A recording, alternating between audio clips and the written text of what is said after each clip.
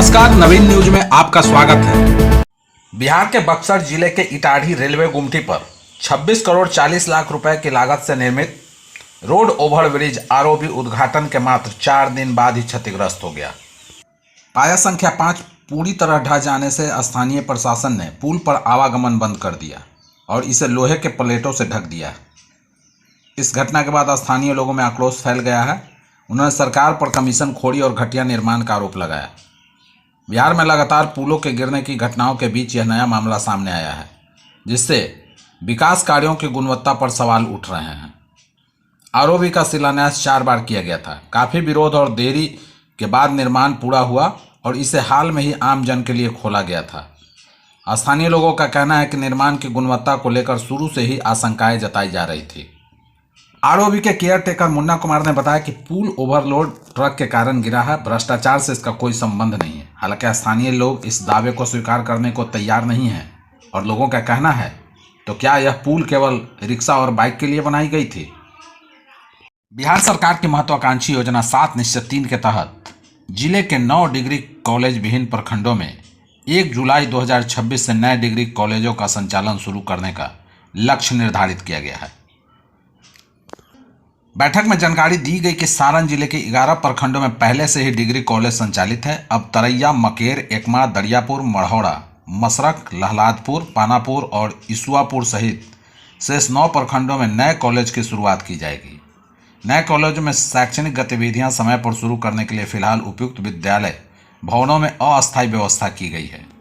इन विद्यालयों के कमरों को चिन्हित कर लिया गया है, जहां से कॉलेजों का संचालन प्रारंभ होगा। इस मामले में जिलाधिकारी ने स्थानीय क्षेत्र अभियंत्रण संगठन और भवन निर्माण विभाग के कार्यपालक अभियंताओं को निर्देश दिया है। उन्हें 2 दिनों के भीतर चिन्हित भवनों की आवश्यकताओं का परिकलन तैयार कर प्राथमिकता के आधार पर कार्य शुरू करने को कहा गया है।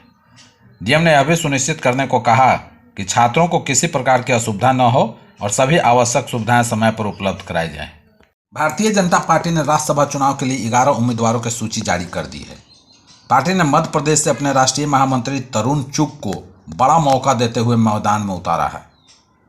उसके साथ रजनीश अग्रवाल को भी राज्यसभा उम्मीदवार बनाया गया है। राजस्थान में पार्टी ने इस बार केंद्रीय मंत्री रवनीत सिंह बिट्टू को टिकट देने से इनकार कर दिया है। उनकी जगह डॉक्टर अलका गुर्जर और डॉक्टर सतीश पुनिया को मैदान में उतारा गया है। बीजेपी की इस सूची में अनुभवी नेताओं को प्राथमिकता दी गई है। कि राजधानी पटना के 239 होटल और निजी अस्पताल सील किए जा सकते हैं। ये ऐसे होटल और अस्पताल हैं जिन्होंने अग्निशमन विभाग की ओर से 2 बार नोटिस दिए जाने के बाद भी आग से बचाव के लिए मुकम्मल इंतजाम नहीं किए हैं। इसमें 161 होटल और 78 अस्पताल शामिल हैं। अग्निशमन विभाग की ओर से तीसरी और आखिरी बार इन्हें नोटिस भेजा गया है। 15 जून तक यदि अग्निशमन नियमों का अनुपालन नहीं किया गया तो इन्हें सील किया जा सकता है। पटना जिले में पिछले साल कुल 462 निजी अस्पतालों के सुरक्षा ऑडिट की गई थे। इनमें 384 अस्पतालों ने अग्निशमन के नियमों के तहत अपने यहाँ व्यवस्था कर ली है। वहीं 78 ने अपने यहाँ फायर फाइटिंग सिस्टम को न तो अपडेट किया है और न ही आने जाने वाले रास्तों को व्यवस्थित किया है। कई जगहों पर तो बिजली के जर्जर तार हैं। इसी तरह पटना जिले के कुल 241 होटलों के सुरक्षा ऑडिट भी की गई थी। इसमें केवल 80 होटल ही आग से बचाव के लिए जरूरी सुरक्षा मानक पर खड़े उतरे हैं। पटना जिले के निजी अस्पतालों में अग्नि सुरक्षा व्यवस्था को लेकर गंभीर स्थिति सामने आई है। जिले के कुल 462 अस्पतालों में 78 में आग से बचाव और नियंत्रण के लिए पर्याप्त व्यवस्था नहीं है। ऐसे अस्पतालों में आग लगने की स्थिति में मरीजों की सुरक्षा खतरे में पड़ सकती है।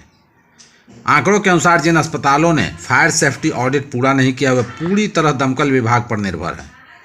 विशेषज्ञों का मानना है कि आपात स्थिति में दमकल की देरी किसी बड़े हादसे का कारण बन सकती है। फुलवारीशरीफ फायर स्टेशन क्षेत्र में सबसे अधिक 34 अस्पतालों में फायर सेफ्टी मानकों के अनुपालन अधूरा पाया गया। कंकड़बाग क्षेत्र में 92 अस्पतालों में से 12, पटना सिटी में 55 में से 10 और लोदीपुर में 46 में से 9 अस्पतालों में सुरक्षा मानकों का पालन पूरा नहीं किया गया है। वहीं मसौढ़ी फायर स्टेशन क्षेत्र की स्थिति सबसे बेहतर पाई गई है, जहां सभी 27 अस्पतालों ने फायर सेफ्टी मानकों का अनुपालन पूरा कर लिया है। बिहार में लगातार बढ़ रही सड़क दुर्घटनाओं और स्कूली बच्चों की सुरक्षा को लेकर प्रशासन अब और सख्त हो गया है।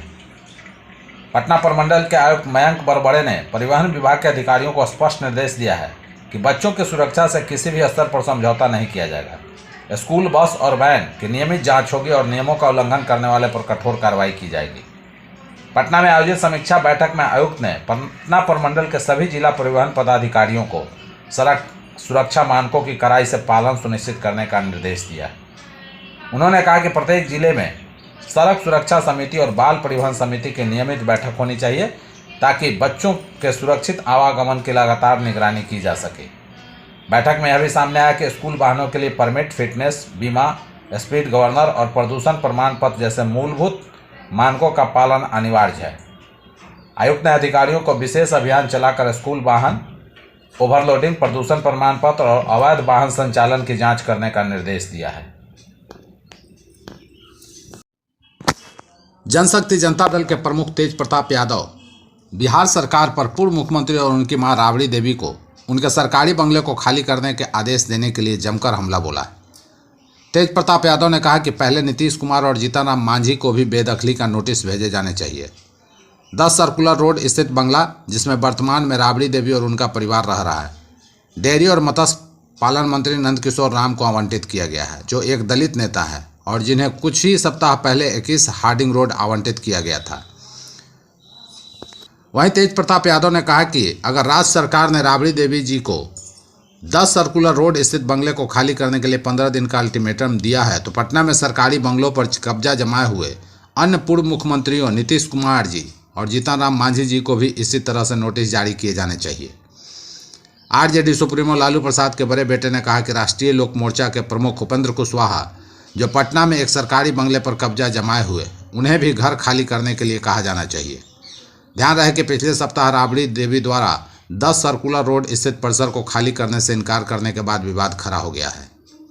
हालांकि तेज प्रताप यादव ने यहां तक कहा कि मुख्यमंत्री सम्राट चौधरी पटना में 8 एकड़ में फैले एक विशाल सरकारी बंगले में क्यों रह रहे? क्या उन्हें वाकई इतने बड़े बंगले की जरूरत है? अगर उन्हें अपने लिए इतने बड़े आवास की आवश्यकता है तो उन्हें दिल्ली के लाल किले में स्थानांतरित हो जाना चाहिए। तेज प्रताप यादव को पिछले साल लालू प्रसाद ने आरजेडी से निष्कासित कर दिया था। राज्य में कानून व्यवस्था की स्थिति पर जनशक्ति जनता दल के प्रमुख ने कहा कि यह कौमा में है। भारतीय जनता पार्टी ने 18 जून को होने वाले राज्यसभा चुनाव के लिए अपने 11 उम्मीदवारों के नामों की घोषणा कर दी है।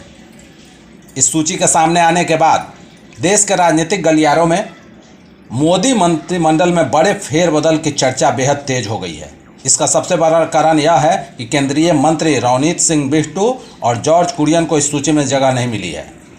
जॉर्ज कुरियन प्रधानमंत्री नरेंद्र मोदी सरकार में इकलौते ईसाई मंत्री हैं जो मध्य प्रदेश से राज्यसभा सांसद हैं। वहीं रवनीत सिंह बिट्टू राजस्थान से राज्यसभा सांसद हैं।